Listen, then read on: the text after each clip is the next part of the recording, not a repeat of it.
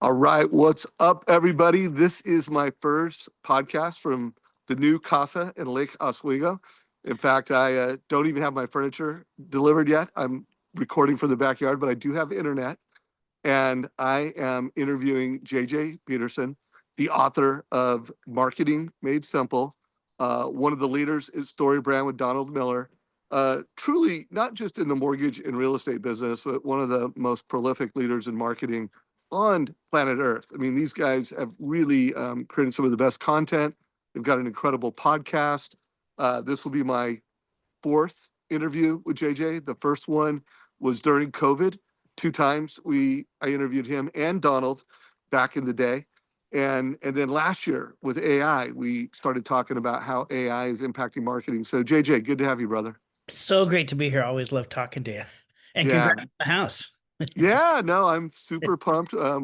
We relocated here because our two adult kids live close by, and we wanted to be close to the kids and do more life with them. Remind me where you're at, JJ. I'm in Nashville, That's what I but thought. I grew up in Oregon. Oh, really? Where at? Yeah, just outside of Salem, a town called Monmouth. I know exactly where that's at. Yeah, Yeah. very cool. So Do you my ever come family's back here? still there. Oh yeah, I get back at least twice a year. So Oh, well, yeah, let me know. I'm only about an hour drive, and somehow we need to meet and have some coffee or something. absolutely. I would love that. Yeah, well, let's talk. So, I mean, AI is game on. In Yeah. fact, I have interviewed some folks where 2025 will go down as the year of agentic, agents, and so I guess before we just jump right into AI, for anyone that's like hearing this for the first time, marketing made simple. Yeah. Speak to anyone who is wanting to win with marketing. They want to win with how they position themselves in the market, but also do it in a way that, hey, we are in a day of AI. What, how do you think marketers should be thinking about this right now? You know, there's a lot of panic, obviously, and a lot of joy when it comes around AI. For those of us in the marketing world, I think a lot of people think, "Oh crap, my job's out because, I'm the one who wrote and did all this stuff and created social media posts and lead generators and websites, and now AI can do that." And then for people who maybe were not professional marketers before, they're really excited because they don't need to hire professional marketers in their mind to do the work that it used to cost thousands of dollars to do. And I think, so there's a lot of advantages and there's a lot of scared things that are coming with it. And we don't know what the future holds, all those different stuff. Here's my approach to it. When I think about AI, I am so grateful for the new tools that I have that I can use to create content faster. That's the biggest thing for me. However, the thing that people need to realize about AI is that AI does not, and most likely will not for a very long time, have a point of view. AI does not have a perspective. It does not have a point of view. It only has the point of view that you give it. So because marketing now can be created faster, louder, reach more people quicker, the reality is if you are not inputting information and have a strong point of view about your message before it goes into AI, if it's garbage before it goes in, it's just going to be louder, faster garbage coming out. And we are now in a season where there is more noise in the marketplace than ever. There's more access to information than ever. And so the voices and the marketing that are going to break through have to be incredibly clear. And I also believe have to be incredibly human. And can you still use AI and all of the tools that comes with that in order to achieve those goals? 100%. However, especially when it comes into the space you're talking, most people who are listening on here, when it comes to actually working with humans and a lot of human face-to-face interaction, you have to maintain that human edge. So what you need to be thinking about, here's kind of the way that I approach AI in general, and the caution that I give myself and I give a lot of marketers is AI is great at creating, but the human needs to be the one who curates. Your job as a marketer is to curate the content that goes in and curate the content that comes out of AI. When I use ChatGPT, it I never feel better about my writing and my creativity than when I'm talking to ChatGPT, because ChatGPT tells me I'm wonderful and I'm amazing and what I've written is heartfelt, and it's not. But I will put something in and it goes, "Oh, JJ, this really captures your voice. It is the best." And then I'll change the whole thing and the very next response will be, "Oh, JJ, you are the way that you have told the clarity of." No, it's garbage. But you have to understand that the AI can create, but you have to curate. You have to curate the content and the message that goes in and curate the content and message that comes out. AI can handle simplicity, but you need to handle subtlety. What is the voice that you are trying to communicate with? What's the information? How do you differentiate in the market? AI can simplify all of that. You have to create subtlety. And AI can create content, but you have to create connection in your marketing and in person. So that's how I am approaching AI. Yes, AI can create, AI can offer simplicity, AI can create content. We as humans have to curate the information going in and out. We have to handle the subtlety of it all, and we have to create the connection. So as people are approaching that, the biggest part that I work with people on is that curation piece in the beginning. What is the message and the information and the story that you're telling, that you're putting into AI, so that you get better quality out? And the way that you do that is, in my opinion, what I often use is the power of story, and the like stories, but also clear story about what you offer, how it makes people's life better, and how they can get it. Wow. So much that one we could unpack, and we could create a whole playbook out of that, guys. In fact, you could take what he just said and create a little action list that would help you be a better marketer. Let's unpack it, but let's do it around this context. Okay. So most of the people that watch our podcast, that use our platform, Mortgage Coach, they are local referral based mortgage professionals. And so one, what I have been telling them, that if you want to, future proof your business, you need to win your database and you need to win locally. Like those are the two things. Now, okay, strategically, let's unpack that. I love the word that you talked about, connection, because hey, you're local. You need to crush it digitally. Whether you're on Zoom, whether you're creating video content, whether you're a content marketer, you need to crush it digitally, but you need to crush it in person. And then I also talk about that, self-optimization. You need to be your best self. And then you also need to like Google and AI doesn't know what that consumer's personal goals are. Like, hey, where do you want to be in a year? Where do you want to be in 3 years? Where do you want to be in 5 years? They don't know what the assumptions are of that consumer. Do they think values are going to come down? Do they think values are going to go up? What do they think interest rates are going to do? Are they going to go up? Are they going to go down? And so there's all these assumptions that people have. There's these goals. And so I'm always like, you need to be the master of connecting, gathering, and then giving value at Yeah. scale to people. So you agree with all of that? Yes. Yeah, absolutely. Because this is what it comes down to with AI, is that I'm going to take it out of the context, the specific like mortgage referral context for a second. I'm going to put it in my world. If somebody is just looking for website copy that they can put up cheaply, easy, fast, AI can do that for them better, faster, and cheaper than I can do it for them. If they want the confidence that that website is going to work for them, AI is not going to do that for them. So how then to translate it kind of into the world you're talking about, the connection.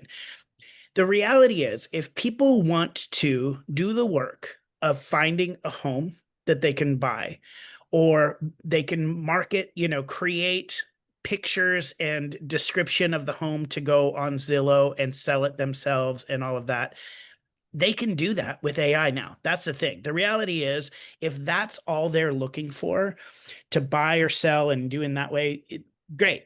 then actually they should be using AI. Most people, that's not what they're doing because they're not just looking for information, they're looking for confidence that they're actually making the right decision at the right time. The only people that really can do that are these people who have that expertise, right? Because you look at Zillow and you see your home, the Zestimate up there at 675, and your mortgage broker can basically show like, I'm sorry, that's not that you're never going to get that.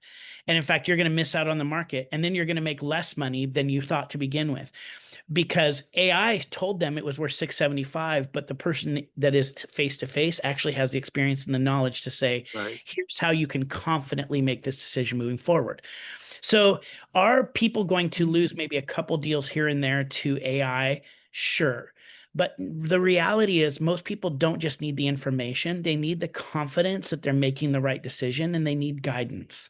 They can't do that on their own. So it's kind of like I was saying, in my marketing world, sure, you want to throw up a website, you can do that with AI cheaply and easily. Do you want the confidence that that's the right message to put on there when you move forward? You can't use AI to tell you that. And I think it's the same thing in your space. Don't be afraid of what AI can do. Use the same tools that people are using. But the reality is you have to build confidence and you have to understand what is it that they actually want, not what they think that they want. You have to understand what's going on in the market. You need to understand all the nuances of what's happening and give people confidence. In my world, what that's called is being a guide. So when I teach people, we've probably talked about this on all the interviews that we've done. Yeah, I think so. You But know, let's, but but we're not done, and people still aren't doing it enough. So yeah, everything bears yeah. repeating. So every one of us lives as the hero of our own story, right? Like I am the main hero of my movie. You're the main hero of your movie. You're the main character. That's everybody we talk to. We're the main characters of our own movie. So we're living out a story and we want things in life and we need help to accomplish those things. We need other people to come alongside us. In any good story, there's a hero who wants something, who encounters some kind of problem and can't overcome that problem themselves. And so screenwriters and storytellers introduce a guide, somebody to help the hero win. This Right. is Yoda. This is Gandalf. This is Aslan. This is Haymitch in Hunger Games.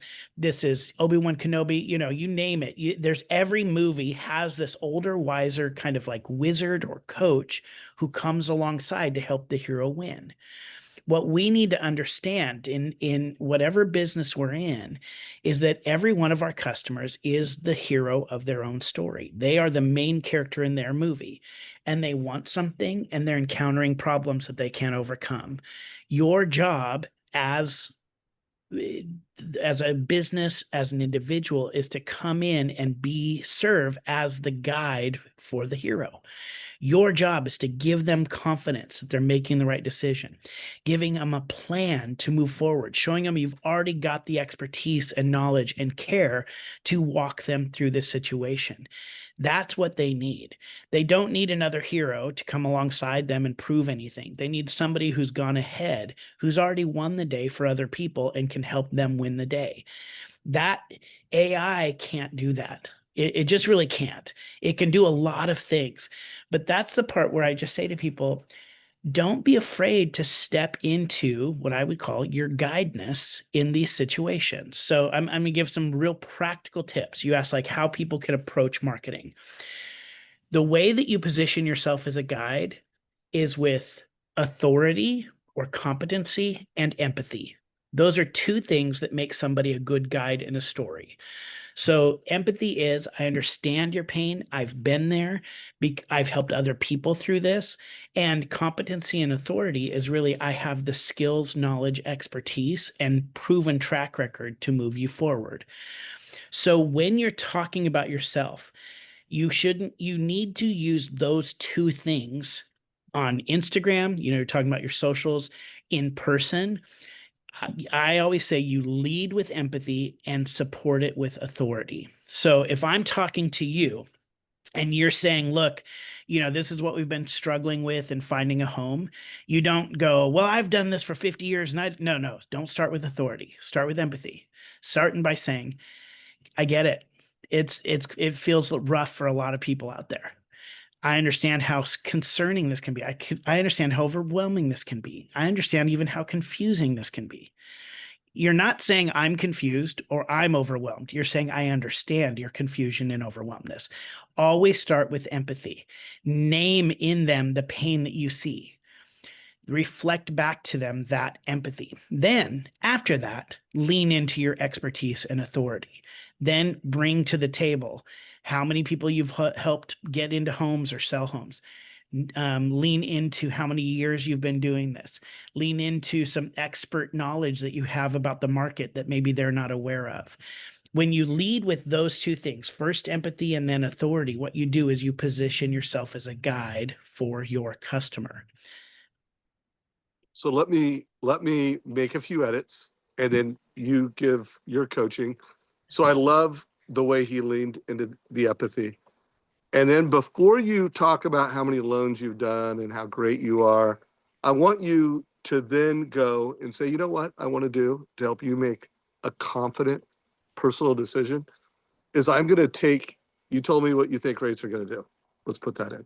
You told me what you thought values were going to do in your market. I want to put something, again, we call it a mortgage coach, homeowner strategy, or loan officers, whatever you call it. I want to put this down for you to help you make an informed decision. Now, we recently put AI into it. So the way we're training mortgage professionals is, create this homeownership strategy document that shows how this loan's going to perform the day that it closes, how it might perform in 3 years, in 15 years. At the end of the day, people don't get homes because they want loans, or they don't get loans because they want homes. They get loans because they want homes and they want to be financially free. Someday they want to have that home paid off, or they want to have enough money in the bank to where paying it off is just a decision. And so we then also train them, give them some prompts like, hey, you could interact with this and say, hey, which option is the best if I'm going to move in the next 5 years? Which of these options would be the best? If rates come down over the next over the next year to 2 years, which loan was best? If you're concerned about cash to close, ask AI, what's the lowest cash to close? Start whatever they told you their concerns and fears were. You're going to create this roadmap. You're going to tell them how to interact with this to address their things. What are your thoughts on the way to show authority is not bragging about your accomplishments, it's demonstrating how you're going to give transparency and how you're going to vision cast their plan over time. Any thoughts on that? Yeah, I think I do think you need a little bit of authority beyond it's proof that you in some ways are uniquely qualified, and you don't need a lot of it. It's just a tiny bit to show, look, even if you just said, I've been doing this for 20 years and I've actually kind of developed, I work with the right tools and the right system to do this. Now, the second part where you were saying kind of like, here's, I do it like this, I do it like this, I do it like this. That's what we refer to as a plan. So you're Mm, showing them the clear path forward that you're going to take them on. A mistake people would make in that is making that about 20 steps, because they think that when I tell you I'm going to do 20 things for you, that it shows that I have more value. That actually overwhelms and confuses them even more, which if they're already overwhelmed and confused, and now you're throwing that there's going to be a 20-step process that you're going to take them through, you have not solved their problem. You've yeah. actually exacerbated their problem. So you want a very clear plan of saying, this is how I do it. The part that I loved is when you were talking about, when you're saying, when you were talking about how, my concern is what's this going to do over the next 5 years. My concern is what's going to happen if the mortgage rates drop. If you have heard them talk about those concerns, or I refer to those as problems that are getting in the way of what they want a home. Here's all the problems. Mortgage rates might drop. And I bought too early. In 5 years, the bottom may drop out of the market and I'm screwed. The problem is, that there's multiple offers that are going in on homes and I don't know how to overcome that, right? So if they're telling you their problems or the things that they're struggling or worried about, you need to directly associate your services to solving those problems. So if they don't mention the interest rates may be going up and down and they're concerned about that, you covering that and talking about that ad nauseum is not a service to them. You're not actually helping them. You may think you are, but what you're doing in that moment is you're making yourself the hero of the story. You're trying to write a new story. It's about mortgage interest rates and they're going to up and down and what's going on in the economy. That's not the story they're living. They're living of they want a comfortable home that's near their adult children where they can they can be around grandkids and they can make a long-term investment that they're going to be there a long time. Mortgage rates are going to fluctuate all up and down and they can change along the way, but that's not their biggest concern. If you are then talking about that, you have stolen the narrative. You have created a new narrative that they are not a part of and they no longer trust you. It's subtle. It's not this huge blow up where all of a sudden they're firing you or not trusting you, but that's what's happening in their brain. So hear their problems, hear what's going on. Then when you're presenting your tools and your plan and your system, only speak to the pieces of that that are associated to their problems and how you're solving them. I love that. Beautiful edit. So just to be clear on the track, you're first of all, you're finding out their problems because your product is not alone. Your product is a solution to their problems. And then when you give them the prompts and you share it, you are just telling them how to solve their problems. We have an integration with experience.com and we recommend a lot reviews. Great way to talk about your credibility is how long you've been in business, how many families you've served, and hopefully, guys, you have incredible reviews, and that is integrated, and you're showing people that because, by the way, they're researching you online. Like they may have already know your reviews, and they may already have an opinion on how credible you are. So make sure you were going to say something, JJ. Yeah, no, keep going. I'm agreeing with you 100% because Rory Vaden, he helps people with personal brands, right? So if you're a mortgage broker, He's a Nashville guy, isn't he? Yeah, he is. He just did a study. I can't remember. I mean, it was with thousands and thousands and thousands of people, but they found that the number one influencer on people making buying decisions was reviews, was testimonies. And the crazy thing is you don't need a lot. Now you can showing you have a bunch of reviews and 1,000 5-star reviews. Sure. That's one thing.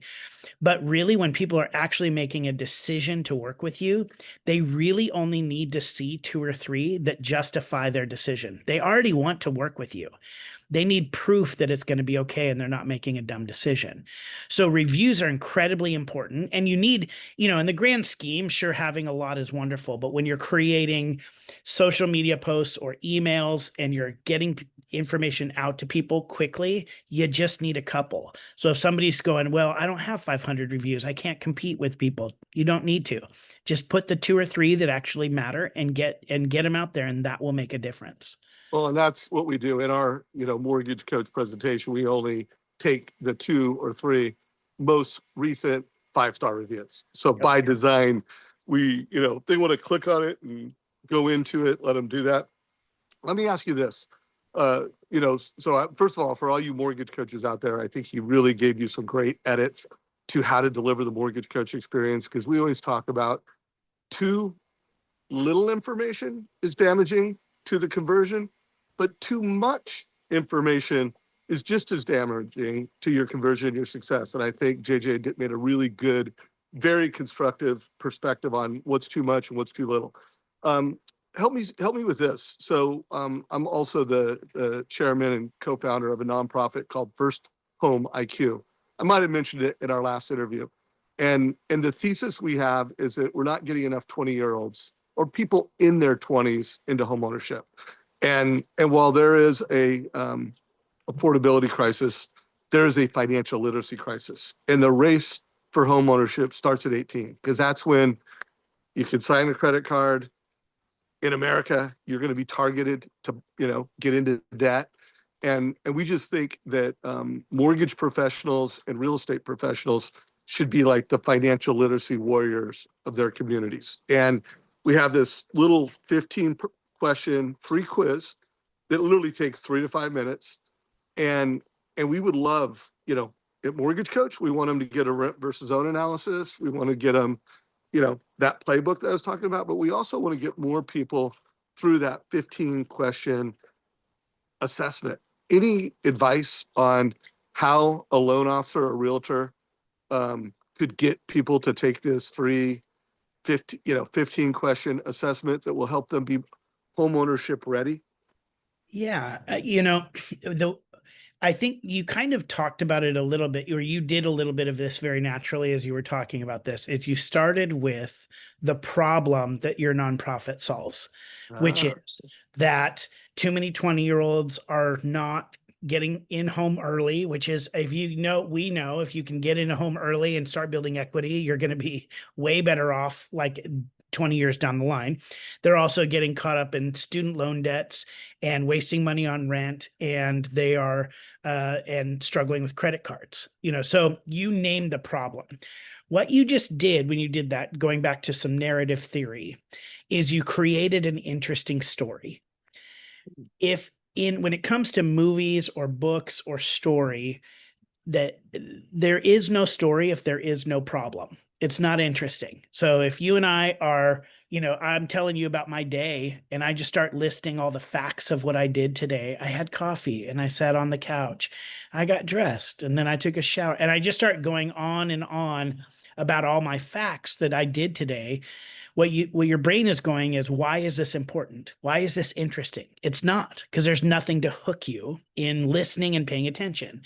But if I said, I was sitting on my couch and an ambulance came crashing through my front door, and then I stopped talking about that ambulance. Like, if that really happened, if I was like, I was sitting here and an ambulance came through my door. Anyway, so what are we doing for lunch? Right? Like, you would go, I'm sorry, what happened? What happened to the ambulance? Was everybody okay? You have all these questions. What I'm doing is I'm positing a problem in the story, and that makes you want to know, did the problem is there a resolution to this problem? So when you started by talking about this quiz, here's the things that 20-year-olds struggle with, here's the things that are dealing with, what you're doing is, in my brain, I'm going, is there a resolution to this problem? The resolution is information that gets them down that path. And the way that I get that information is through this quiz.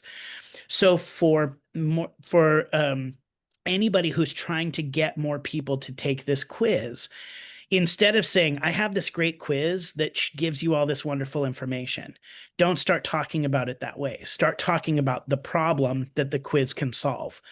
Many people are struggling, especially young people are struggling to get into homes. In fact, it's worse than that. They're wasting money on rent when they could be building equity in home. And what's worse than that is they're actually just making a few small decisions early on in their early 20s that are putting them 20 years behind their contemporaries who are able to get into homes.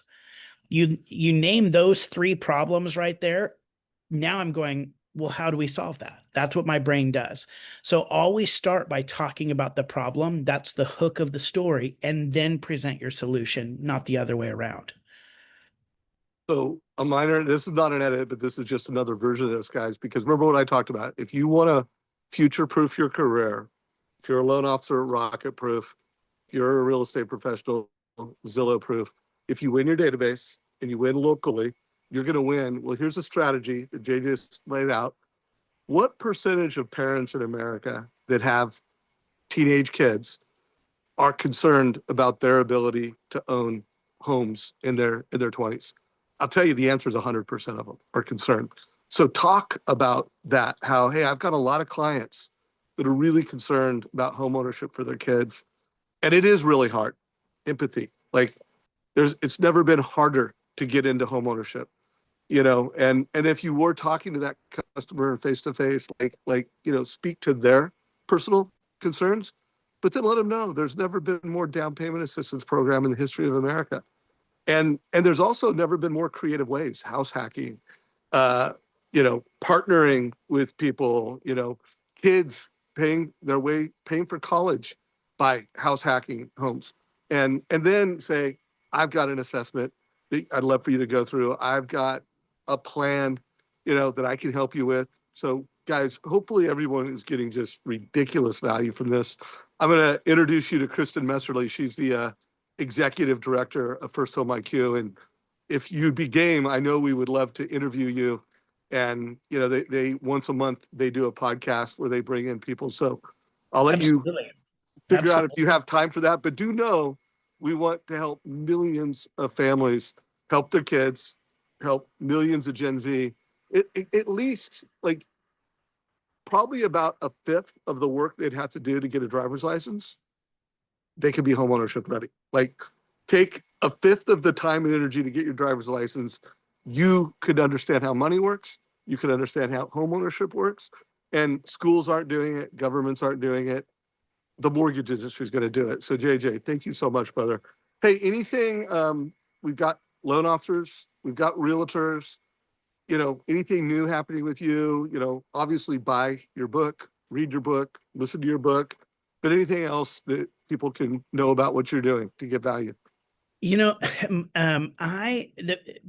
I'm a big fan of the people who are listening on this podcast because the people that are listening to this podcast are the people who, for me, have actually helped me take the biggest leaps in my own financial freedom in my life. Like that's just the reality.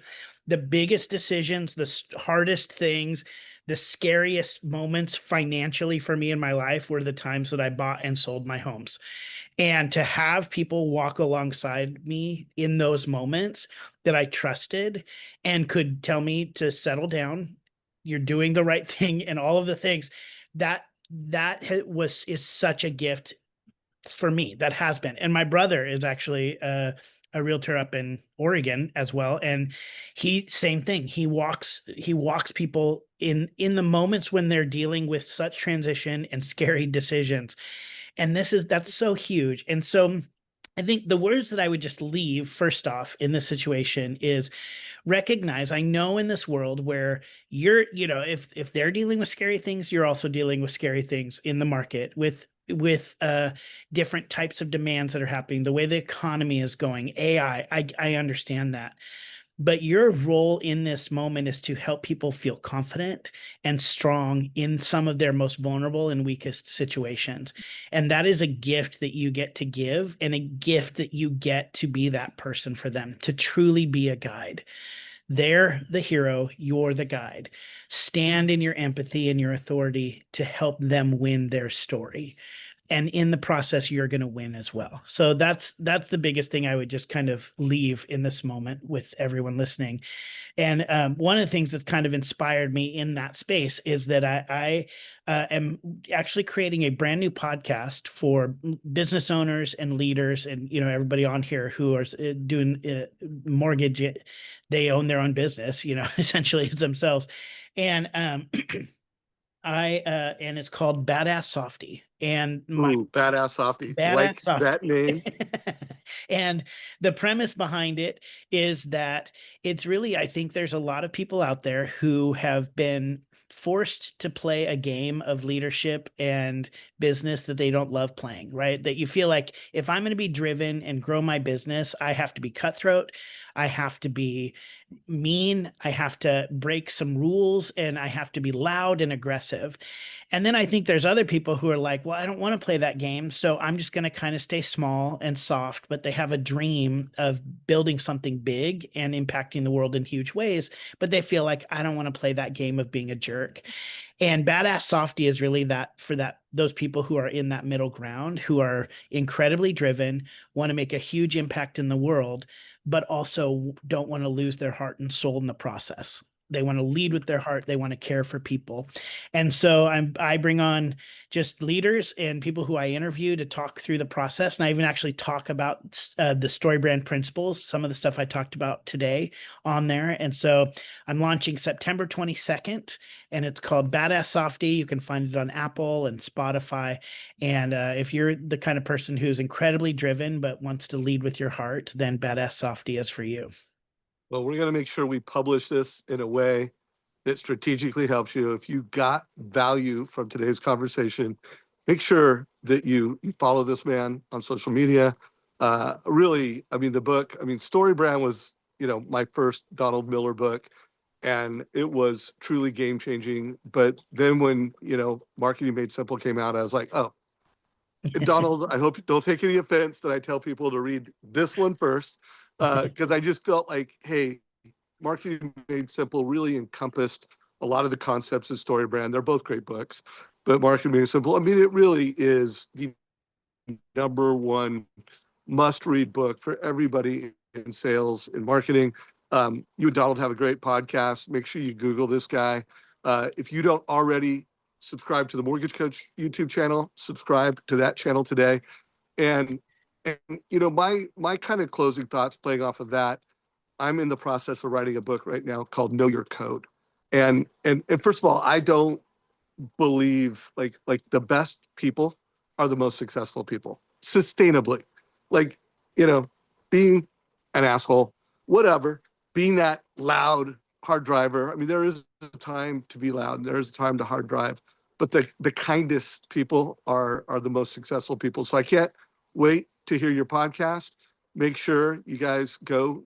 I assume it's going to be on all the different places, every place podcast can be found. Well, brother, thank you. This is the third or fourth time we're doing this. I'm going to introduce you to Kristen. I look forward to continuing to build the relationship. I hope you look me up if you're in Oregon. I would absolutely drive to see you in person. That'd be so fun. Can't wait. Thanks for having me. This is always fun. All right. Hey, this is a wrap, everybody. I hope you got lots of value. Take care.